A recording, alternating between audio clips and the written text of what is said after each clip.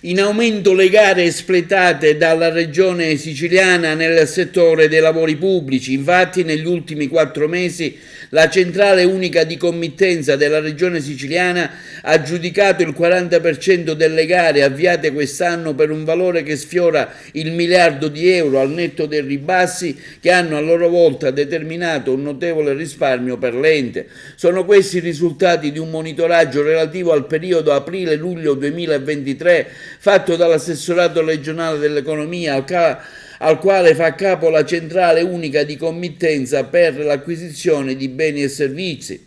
Tra gli obiettivi principali del governo, ha dichiarato il presidente della regione Schifani, c'è quello di rendere l'amministrazione regionale sempre più efficiente. Puntiamo a raggiungere questo risultato grazie a un iter amministrativo e tempistiche più veloci e certe, in modo da poter dare maggiori garanzie a cittadini e imprese.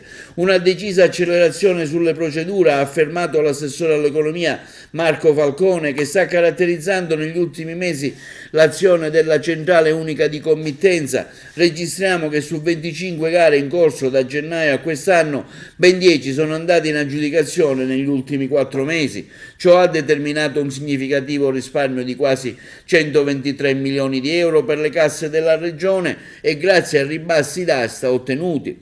Tra i servizi appaltati, l'assessorato sottolinea i più rilevanti ci siano quelle per le diverse forniture come il settore farmaceutico, nella sanità, i vaccini per la prossima campagna antinfluenzale, ma anche la cassa della regione e le pulizie e i servizi di base per gli uffici dell'ente pubblico.